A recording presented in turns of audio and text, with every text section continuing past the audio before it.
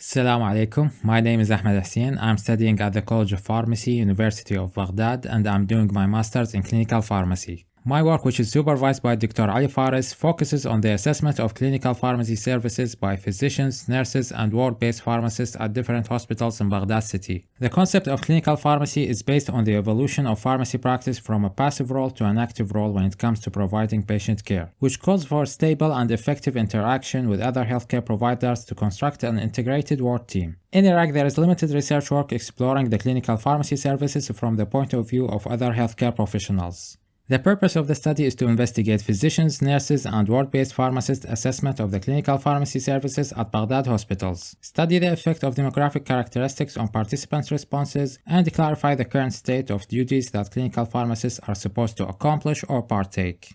The study was conducted in 12 governmental hospitals in Baghdad, Iraq. Data was collected from a sample of 600 participants, 200 from each profession, through validated self-administered questionnaires. Each one comprised 20 statements in addition to a non-personal information form that precedes the questionnaires. 200 participants from each profession have completely filled their respective questionnaire by choosing the degree of their agreement on a Likert measurement scale from 1 to 5, 1 being never and 5 being always. The total average score of physicians was 2.945 with 0.99 standard deviation, with 59% having an average score equal to or greater than 3. The average score of the pharmacist was 3.53 with 0.55 standard deviation, with 78% having an average score equal to or greater than 3. As for the nurses, the average score was 3.49 with 0.81 standard deviation, and 75% had an average score equal to or greater than 3.